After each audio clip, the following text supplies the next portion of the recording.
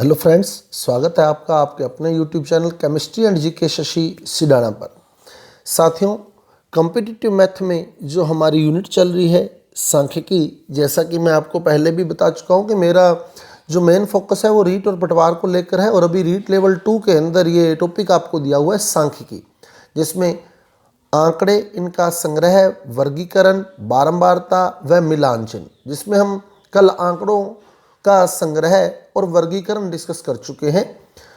आंकड़े क्या हैं, इनकी उत्पत्ति कहाँ से हुई है, स्टैटिस्टिक्स क्या है, इसकी उत्पत्ति कहाँ से हुई है, आंकड़े का संग्रह, आंकड़ों के संग्रह के आधार पर आंकड़े कितने प्रकार के होते हैं, प्राथमिक आंकड़े क्या हैं, द्वितीयक आंकड़े क्या हैं, रो आंकड़े, कच्चे आंकड़े, यथा प्राप्त आंकड़े, रो डाटा क्या है, इन सारों के बारे में हम कल डिस्कस कर चुके हैं।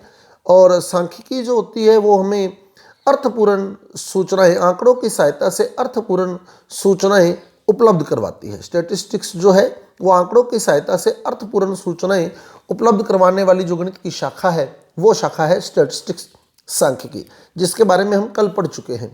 आज का जो हमारा टॉपिक रहेगा बारंबारता व मिलान चिन्ह। बारंबारता व मिलान चिन्ह।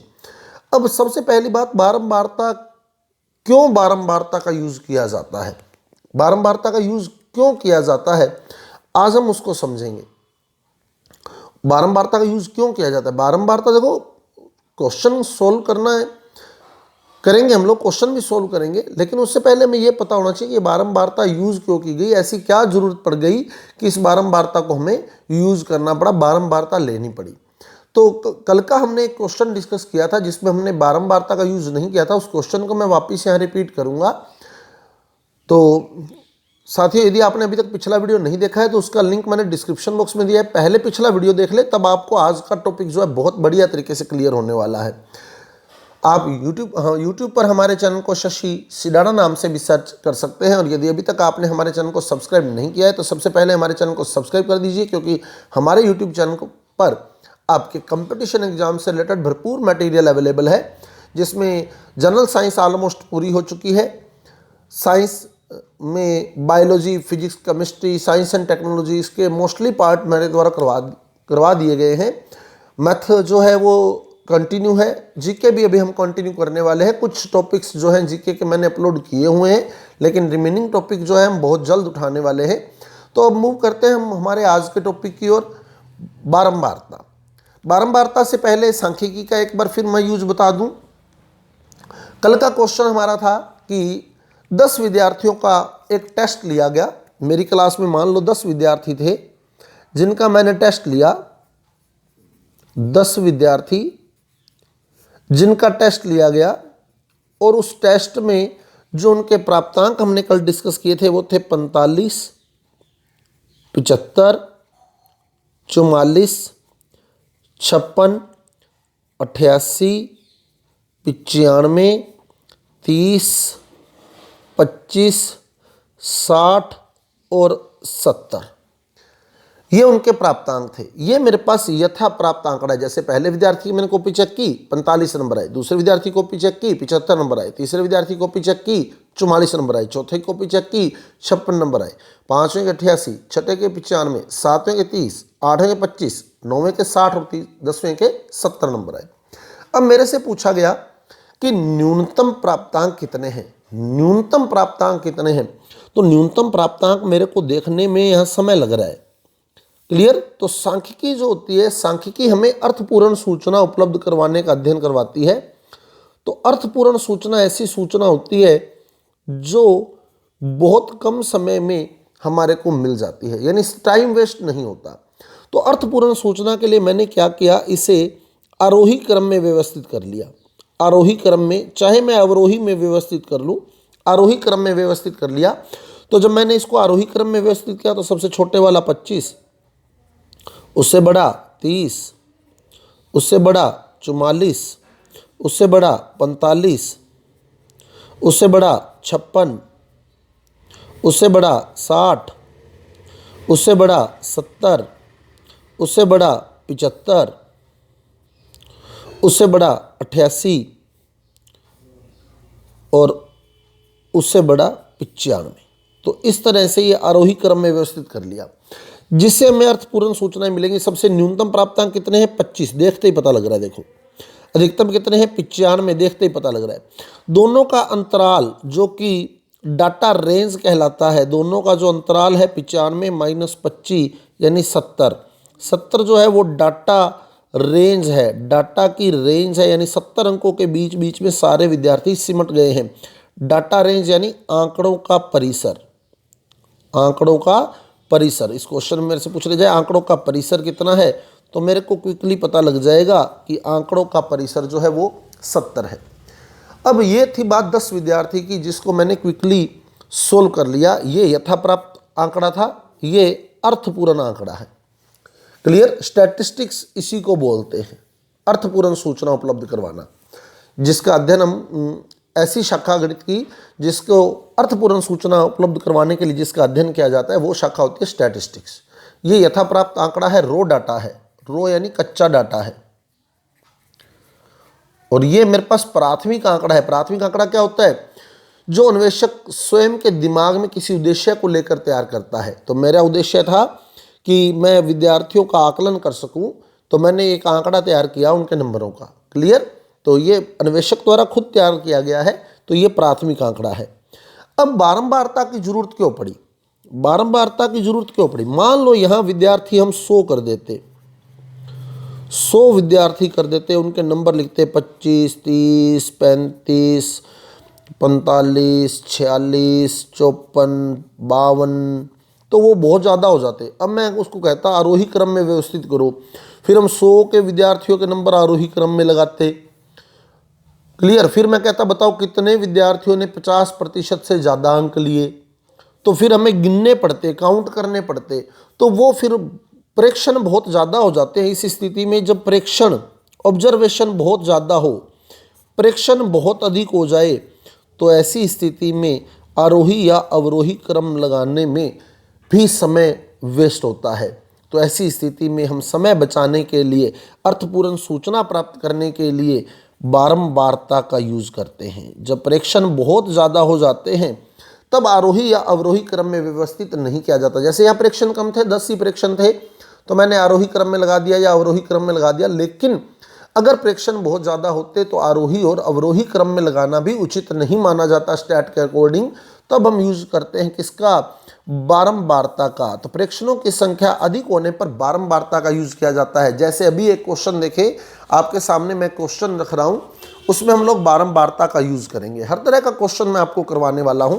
जैसे ये देखें, ये मेरा क्वेश्चन है। अब बारंबारता का यूज कैसे करेंगे वो भी आप क्लियर कर लेंगे। अभी देखें क्वेश्चन हमारा क्या है, देख लो पहले। महामारी के दौरान 100 ठेलों में से 100 ठेले लगाए गए, 100 रेहड़ियां लगाई गई। प्रत्येक ठेले पर 100 हरे नारियल बेचने के लिए रखे गए। हर ठेले पर 100 हरे नारियल रख दिए, तो 100 ठेले थे, हर ठेले पर 100 नारियल थे। शाम तक जो नारियल बिक गए, उनके बाद जो बचे हुए हरे नारियल की संख्या निम्न है। जैसे पहले ठेले पर 95 नारियल बच गए, यानी इसने 5 ही नारियल बेचे। दूसरे ठेले पर 67 नारियल बच गए, यानी इसने 33 नारियल बेचे। तीसरे ठेले पर 28 नारियल बचे, यानी इसने 72 नारियल बेच दिए। तो ये सारी बचे हुए नारियलों की संख्या है। तो ये जो प्रेक्षण है बहुत बड़ा प्रेक्षण हो गया। 100 ठेले हैं, हर ठेले पर 100 नारियल है। वो नारियल बेचने के बाद जो बचे हुए नारियल हैं वो आपके सामने पड़े हैं। ये प्रेक्षण बहुत ज़्यादा है। अगर आरोही या अवरोही क्रम में लगाया जाए तो बहुत समय लगेगा। तो ऐसी स्थिति में हम क्या करते हैं? बारंबारता का यूज करते हैं। एक वर्ग बनाते हैं। क्या करेंगे? हम एक वर्ग बनाएंगे और उस वर्ग की बारंबारता निकाल लेंगे। अब देखो वर्ग कैसे बनाएंगे, वर्ग और बारंबारता। सबसे पहले तो जो हरे नारियल बचे, हमें यह देखना है कि सबसे किस ठेले पर सबसे कम हरे नारियल बचे हैं। सबसे कम संख्या हरे नारियलों की सबसे कम संख्या निकालनी है। तो हमने पहली रो देखे हम लोग 95, 67, 28, 32, 65, 65, 69, 33, 98, 96। तो सबसे कम कौन सी संख्या है? 28। 28। अब 28 से कम वाली संख्या देख लो, कहीं है 28 से कम वाली संख्या? इस लाइन में नहीं है, इस लाइन में भी नहीं है, इस लाइन में भी नहीं है, इस लाइन में भी नहीं है, इस लाइन में भी नहीं है, इस लाइन में ये 23 आ गई, 23 आ गई। अब 23 से और कम देख लो, कोई 23 से कम बचे हों, इस आगे नहीं है, 23 से कम नहीं है, नहीं है, 27 आ गई, लेकिन 23 से कम नहीं है, तो जो न्यूनतम आंकड़ा आया वो 23 आया। तो इस न्यूनतम हमने ऐसा वर्ग बनाना है कि न्यूनतम आंकड़ा उसके बीच में रहे और अधिकतम भी देख लें, यानी हमने किस वर्ग तक जाना है, अधिकतम आंकड़ा भी आपको पता होना चाहिए।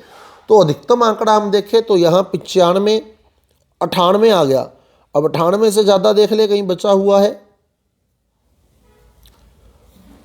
98 से ज़्यादा नहीं है, तो यानी हमने न्यूनतम आंकड़ा 23 है हमारे पास, 23, और अधिकतम आंकड़ा है 98। तो हमने वर्ग जो बनाना है, मान लो वर्ग बना ले हम लोग 20 से शुरू करते हुए, 20 से शुरू करते हुए वर्ग बना ले और 10-10 संख्याओं का वर्ग बना ले। जैसे 20 से लेके 29 तक का एक वर्ग बन गया, 10 संख्याएं आ गई।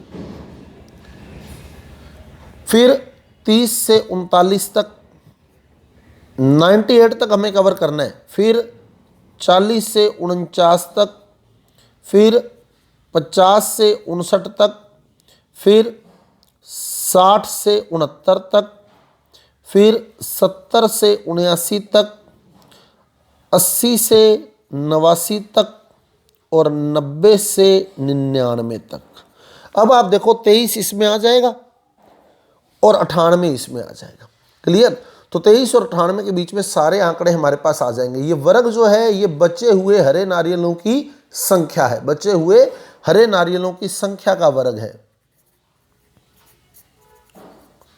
बचे हुए हरे नारियलों की संख्या, ये जो हमने वर्ग बनाया है ये बचे हुए हरे नारियलों की संख्या का बनाया। बारंबारता, बारंबारता, अब देखो कितने ठेलों पर, बारंबारता क्या, देखो कितने ठेलों पर 20 या 20 से ज़्यादा और 29 या 29 से कम नारियल, 20 या 20 से ज़्यादा और 29 या 29 से कम नारियल बचे। अब मेरा क्वेश्चन क्या, देखो कितने ठेलों पर 50% से अधिक नारियल बचे हैं, कितने ठेलों पर 50% से अधिक नारियल बचे हैं। अब देखो कैसे बारंबारता हम तैयार करेंगे। देखो सबसे पहले तो हम देखें 20 से लेके 29 तक कितने ठेले हैं जिन पे 20 से 29 तक नारियल बचे हैं, वो देखें। तो एक ठेला 28 वाला हो गया, दूसरा ठेला 23 वाला हो गया, तीसरा ठेला 27 वाला हो गया। तो 3 ठेले ऐसे हैं जिन पर 20 से 29 तक नारियल बचे हैं। कितने ठेलों पर 30 से 39 तक नारियल बचे हैं, 30 से 39 तक, 30 से 39 तक। अब 30 से 39 का आंकड़ा देखो, 1, 2, 3, 4, 5,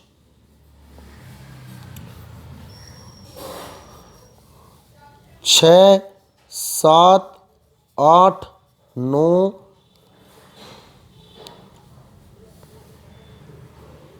10, 11, 12, 13 और 14 ठेले ऐसे हैं जिस पर 30 से 39 तक नारियल बचे हैं, 30 से 39 तक 14 ठेले ऐसे हैं। उसके बाद 40 से 49, 40 से 49 तक, 40 से 49 तक 1, 2, 3, 4, 5, 6, 7, 8, 9, 10, 11, 12, 13 और 14 ठेले ही ऐसे हैं जिनमें 40 से 49 तक नारियल बचे हैं। 14 ठेले ऐसे हैं जिसमें 40 से 49 तक नारियल बचे हैं। अब 50 से 59 तक, कितने ठेलों पर 50 से 59 तक नारियल बचे हैं, 50 से 59 तक, 50 से 59 तक। 1 2 3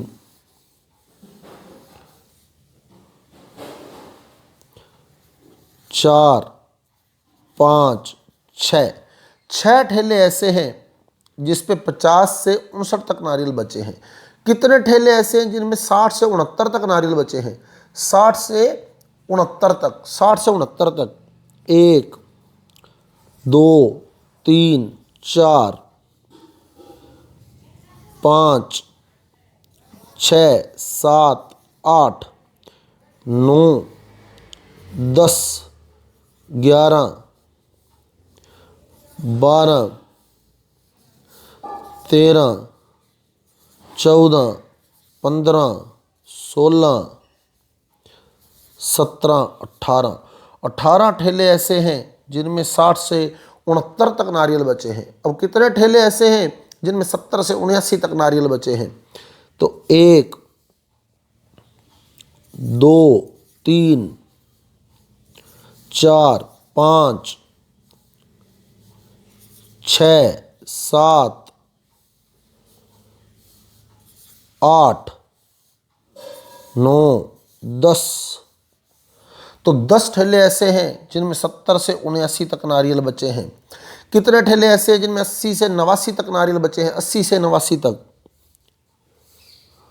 1 2 3 4 5 6 7 8 9 10 11 12 13 14 15 16 17 18 19 20 21 22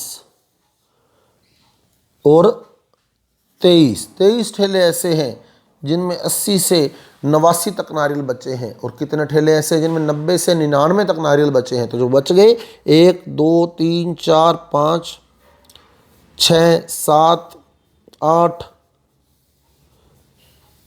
9 10 11 और 12 ठेले ऐसे हैं जिनमें 90 से 99 तक नारियल बचे हैं। टोटल ठेले काउंट कर लो, 100 ठेले थे टोटल। क्या 100 आगे क्या? 14 3 और 14 17 17 14 31 31 6 37 37 और 18 55 55 और 10 65 65 और 23 88 88 12 100, यानी 100 ठेले बिल्कुल पूरे हो चुके हैं। इसका मतलब हमारा ये जो आंकड़े हैं ये हमने सही नोट किए हैं। अब मेरा क्वेश्चन था कि कितने ठेलों पर 50% या इससे ज़्यादा नारियल बचे हैं, ये क्वेश्चन था। अगर मैं इसमें से काउंट करता भाई 50 या 50 से ज़्यादा नारियल कितनों पर बचे हैं, तो मेरे को यूँ काउंट करना पड़ता। देखो 1 2 3 4 5 6 6 7 8 9 10, बहुत टाइम लगता। लेकिन अब देखो जब मैंने ये आंकड़ा यूं सेट कर लिया तो मेरा क्वेश्चन था मैंने ठेले पर कितने नारियल लगाए गए थे? 100 लगाए गए थे। अब मैंने कहा 50% या इससे ज़्यादा बचे हैं, यानी 50% यानी 50 या इससे ज़्यादा। तो 50 या इससे ज़्यादा का आंकड़ा ये पड़ा। अब जोड़ ले इसको, 6 + 18 + 10 + 23 + 12, तो 18 6 24 24 10 34 34 और 23 34 और 23 57 57 और 12 69, यानी 69 ठेले ऐसे हैं जिन पर 50% या इससे ज़्यादा नारियल बचे हैं। तो बहुत क्विकली आंसर निकल गया। और ऐसे काउंटिंग करके अगर निकालते तो बहुत ज़्यादा समय लेता। तो यही है हमारी स्टैटिस्टिक्स, जिसमें हम अर्थपूर्ण सूचनाएं, ऐसी सूचनाएं निकाल लेते हैं, अर्थपूर्ण सूचनाएं इस प्रकार से निकाल लेते हैं कि जो हमारा क्वेश्चन होता है वो बहुत जल्दी सोल्व हो जाता है। जैसे यहाँ फिर देख लें, मेरा क्वेश्चन था कितने ठेलों पर 50% या इससे ज़्यादा नारियल बचे हैं। अगर मैं एक एक काउंट करके सोचता तो फिर बहुत टाइम लगता, लेकिन स्टैटिस्टिक्स कहती है कि इस तरह से आंकड़ा सेट कर लिया जाए कि फिर वो समय ना लगे। जैसे क्वेश्चन था 50% या इससे ज़्यादा नारियल बचे हैं, तो 50% या इससे ज़्यादा नारियल यहाँ बचे हैं इस जगह पर। तो कितने ठेलों पर बचे हैं? 6 पर, 18 पर, 10 पर, 23 पर, 12 पर, टोटल कर लिया तो 69 ठेलों पर 50% या इससे ज़्यादा नारियल बचे हैं। तो कितने ठेलों पर 50% या इससे कम बचे हैं? 31 ठेलों पर 50% या इससे कम नारियल बचे हैं। अब मिलान, ये थी बारंबारता। बारंबारता, मिलान चिन्ह क्या होता है? देखो मिलान चिन्ह क्या होते हैं? बारंबारता को ही मिलान चिन्ह के रूप में लिखा जाता है। बारंबारता, बारंबारता क्या थी? ठेलों की संख्या, ठेलों की संख्या, इसी को ही मिलान चिन्ह के रूप में लिखते हैं। मिलान चिन्ह कैसे लिखते हैं? जैसे देखो 3 है ना, 3 तो मिलान चिन्ह यूं होता है, 3 है तो 1 2 3 ये मिलान चिन्ह है। 14 है तो 1 2 3 4, उसके बाद कट कर देंगे ऐसे, ये 5 6 7 8 9, ये 10 11 12 13 14, ये मिलान चिन्ह है। 14 है तो 1 2 3 4, कट गया 5 1 6 7 8 9 10 11 12 13 14, 6 है तो 1 2 3 4 5 6, 18 है तो 1 2 3 4 5 6 7 8 9 10 11 12 13 14 15 16 17 18, 10 है तो 1 2 3 4 5 6 7 8 9 10, ये मिलान चिन्ह होते हैं। 23 है तो 1 2 3 4 5 6 7 8 9 10 11 12 13 14 15 16 17 18 19 20 21 22 23, और 12 है तो 1 2 3 4 5 6 7 8 9 10 11 12, तो ये मिलान चिन्ह होते हैं। इस ये मिलान चिन्ह, क्लियर? बारंबारता को ही मिलान चिन्ह के रूप में व्यक्त किया जाता है। तो ये बारंबारता है। बारंबारता देखें, अगर अपने वर्ग देखें तो वर्ग में जो 20 है वो निम्नतम सीमा है, सबसे छोटी सीमा, निम्नतम सीमा 20 है वर्ग की, निम्नतम सीमा 20। जैसे पहला वर्ग देखें, निम्नतम सीमा 20 और अधिकतम सीमा 29, निम्नतम सीमा 20 है और अधिकतम सीमा 29 है, तो ये निम्नतम सीमा है और ये उसकी अधिकतम सीमा है, निम्नतम सीमा और अधिकतम सीमा, क्लियर? वर्ग कह दो चाहे वर्ग अंतराल कह दो, इसको वर्ग या वर्ग अंतराल लिखा जाता है, वर्ग अंतराल। तो निम्नतम सीमा 20 है इस वर्ग की, अधिकतम सीमा इस वर्ग की 29 है। अब ये जो हमने वर्ग अंतराल लिया, ये अनअतिव्यापित है, नॉन ओवरलैप है, अनअतिव्यापित। अब अनअतिव्यापित क्या होता है वो भी देख लें। अनअतिव्यापित, जिसमें अतिव्यापन नहीं हुआ। अतिव्यापन का मतलब, जैसे ये देखें, ये 29 है लेकिन ये 30 से चालू हुआ, ये 39 पे खत्म हुआ लेकिन ये 40 से चालू हुआ, तो ये जो 39 अंक था इसमें वो 39 से नहीं आया, ये अनअतिव्यापित है। यानी इसका अंक इसमें नहीं आया, इसका अंक इसमें नहीं आया, इसका अंक इसमें नहीं आया, इसका अंक इसमें नहीं आया, ये अनअतिव्यापित है। लेकिन अतिव्यापित कब होता है? देखो, अतिव्यापित की जरूरत हमें कब पड़ती है? अतिव्यापित वर्ग की। अब मान लो मैं 100 व्यक्तियों का वजन करता, 100 व्यक्तियों का वजन करता, ये बचे हुए हरे नारियल की बजाय ये वजन होता, उनका वेट होता ये, और ये ठेलों की संख्या की बजाय व्यक्तियों की संख्या होती, तो 100% यही होता। किसी व्यक्ति का वजन आता मान लो 34.5 किलो, किसी का वजन आता मान लो 38.6 किलो, किसी का वजन आता मान लो 40.5 किलो, किसी का वजन आता मान लो 40.4 किलो। तो फिर अब देखो 40.4 वाले को मैं कहाँ रखता? ये तो 39 तक रखना है, ये 39 तक रखना है, और ये 40 से शुरू करके 49 तक जाना है, 40 से शुरू करके 49 तक जाना है। अब सपोज कि मेरे पास वो तो 38.6 वाला तो चलो इसमें आ जाता, 40.4 वाला इसमें आ जाता, लेकिन अगर मेरे पास एक का वजन आ जाता 39.6 किलो, 39.6 किलो। अब यहाँ तो रखना है मैंने 39 तक वाला, और यहाँ मैंने शुरू करना है 40 से, तो फिर ये 39.6 कहाँ जाता? ये 39.6 कहाँ जाता? इस स्थिति में हमें ज़रूरत पड़ती है अतिव्यापित वर्ग की। अति व्यापित वर्ग की जरूरत इस स्थिति में पड़ती है जब पॉइंटों में हमारे पास आंकड़े आ जाते हैं। क्लियर। अब देखो कैसे करेंगे उसको। इसकी निम्नतम सीमा कितनी थी 29, अधिकतम सीमा कितनी थी इसकी 29, इसकी निम्नतम सीमा कितनी थी 30, तो 29 और 30 में अंतर कितना है, एक का अंतर है। तो इसमें क्या करते हैं हम 0.5 जोड़ देते हैं, 29.5 अधिकतम सीमा में 0.5 जोड़ देते हैं और न्यूनतम सीमा से 0.5 घटा देते हैं, ये भी 29.5। अब 29.5 इसमें भी आता है, 29.5 इसमें भी आता है। निम्नतम सीमा से 0.5 घटा देते हैं, यानी अब वर्ग क्या बनेगा 19.5 से लेके 29.5 यूं वर्ग बनता। 29.5 से लेकर 30.5 जो ऊपरी सीमा होती है, अधिकतम सीमा होती है, उसमें हम क्या करते हैं, सॉरी 29.5 से लेके 39.5 जो न्यूनतम सीमा होती है उसमें से 0.5 घटा देते हैं, यानी जो निम्न सीमा होती है उसमें से 0.5 घटा देते हैं और जो ऊपरी सीमा होती है, अधिकतम सीमा होती है, उसमें 0.5 जोड़ देते हैं। 29.5 से 39.5 इसमें से घटा देंगे, 39.5 से 49.5, 39.5 से 49.5। अब देखो आप 39.6 वाला कहाँ आएगा, 39.6 वाला इसमें काउंट हो जाएगा, 39.6 वाला इसमें काउंट हो जाएगा। ऐसी स्थिति में जो पहले स्थिति थी उसमें 39.6 वाला काउंट नहीं हो सकता, इसलिए फिर हमें अति व्यापित वर्ग की जरूरत पड़ती है। क्लियर। अब आप देखें, मान लो 39.5 होता तो वो किस में आता, तो हमारी जो स्टैटिस्टिक्स है वो ये कहती है कि 39.5 से नीचे नीचे वाला इसमें रखना है। ये 29.5 वाला, पहले 19.5 वाले से 29.5 तक, 29.5 यानी 29.5 वाला इसमें लेना है। ये 19.5 से शुरू हो गया तो ये 29.5 से शुरू होएगा, ये 39.5 से शुरू होएगा। 39.5 वाला अगर आए तो वो इसमें न लेकर इसमें काउंट करें।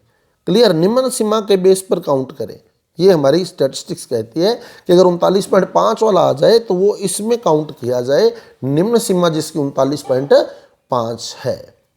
क्लियर। तो ये अति व्यापित वर्ग होता है। जैसे देखो 39.5 इसमें भी आया है, 39.5 इसमें भी आया है, तो ऐसे वर्ग को हम बोलते हैं अति व्यापित वर्ग। और इसकी जरूरत तब पड़ती है जब हमारे पास ऐसे आंकड़े आ जाते हैं जो बिना अति व्यापित के नहीं लिखे जा सकते। जैसे पहले तो सीधा था 39, 40 से 49, क्योंकि नारियल तो पूरा पूरा ही बचेगा ना, या आधा तो नारियल बचेगा नहीं, तो उस स्थिति में हमें अति व्यापित वर्ग की जरूरत नहीं थी, तो हमने अनअति व्यापित वर्ग बना लिया। लेकिन अब वजन की बात आ गई तो वजन तो हो सकता है 34.5 हो जाए, 35.5 हो जाए, 40.5 हो जाए, तो फिर वो आंकड़े कैसे सेट करेंगे, तो वो आंकड़े अति व्यापित वर्ग में सेट किए जाते हैं।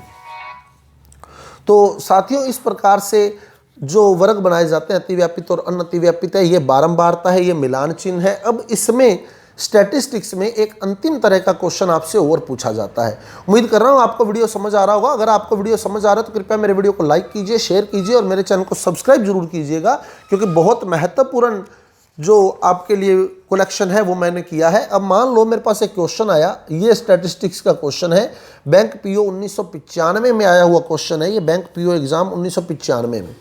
इसका एक क्वेश्चन मैं आपको सोल्व करवा दूंगा। टेबल एक दी होती है हमारे को, ये भी स्टैट का क्वेश्चन है, टेबल एक दी होती है, एक क्वेश्चन ही मैं हल करवाऊंगा इसका। एक टेबल दी हुई है, नीचे दी गई सारणी को ध्यानपूर्वक पढ़े। हमें एक सारणी दी हुई है, इस सारणी को हमें अच्छे तरीके से पढ़ लेना है।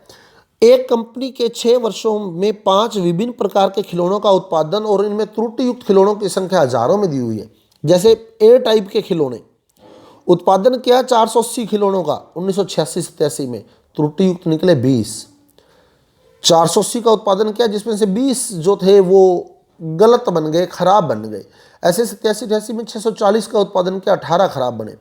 520 का उत्पादन किया, 12 खराब बने। 490 का उत्पादन किया, 11 खराब करे। 700 में से 14 खराब हुए। 580 में से 15 खराब हुए। 580 में से 15 खराब हुए। तो अब हमारा क्वेश्चन है, जैसे पहला क्वेश्चन देखो, तो इसी तरह बी के आंकड़े देख लेने, इस तरह सी के, इस तरह डी के, इस तरह ई के, ई टाइप के खिलौने देख लेने हैं। अब हमारा क्वेश्चन, पहला क्वेश्चन, एक क्वेश्चन मैं आपको क्लियर कर रहा हूं, निम्न में से किस वर्ष ए टाइप के खिलौनों का अधिकतम प्रतिशत त्रुटि युक्त था? ए टाइप के खिलौनों का अधिकतम प्रतिशत त्रुटि युक्त था। जैसे देखो 1986-87 में बनाए कितने 480, खराब कितने थे 20 खराब थे उसमें से, तो उसका परसेंटेज पूछा गया, परसेंटेज पूछा गया। तो 20 खराब निकले कितने में से 480 में से, तो 20/480 इंटू 100, 0 से 0 कैंसिल हो गई, 10 दूना 20, 24 दूना 48, तो ये आ गया 100/24, 100/24 और 24 चौके 96, यानी 4 पॉइंट समथिंग समथिंग आंसर आ जाएगा। उसके बाद चले 640 में से 18 खराब हो गए, कितने खराब हो गए 87-88 में 18 खराब हुए, कितने में से 640 में से, 0 से 0 कैंसिल कर दी, तो ये आ गया 180/64, यानी 2 पॉइंट समथिंग आ जाएगा, 2 पॉइंट समथिंग।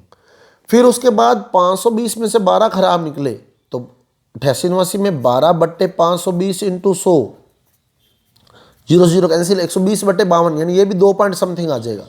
अब ये ध्यान रखें, यहाँ 4 पॉइंट समथिंग परसेंट आया है, यहाँ 2 पॉइंट समथिंग, यहाँ भी 2 पॉइंट समथिंग। अब उसके बाद जो उसने सन दिया हमारे को 88-89 में देख लिया हमने 88-89 में भी। उसके बाद जो सन दिया 90-91 में 700 में से 14 खराब निकले, तो 14/700 इंटू 100, 2 0 से 2 0 कैंसिल, 2% खराब थे। यानी किस साल सबसे ज़्यादा खराब थे 4% वाले, यानी 86-87 में सबसे ज़्यादा प्रतिशत जो था वो खिलौनों का त्रुटि युक्त था। तो इस तरह से टेबल में आंकड़े देखते हुए हम लोग क्वेश्चन सोल्व करते हैं। इस तरह की टेबल भी हमारे से पूछी जा सकती है।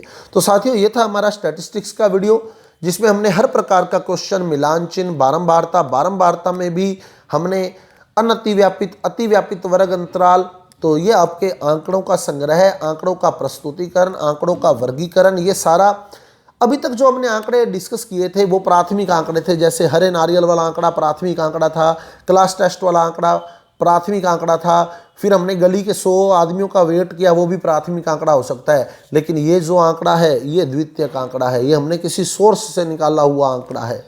क्लियर?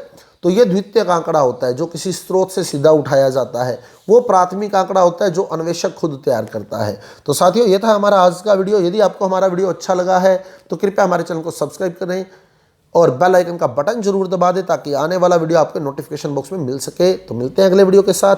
धन्यवाद।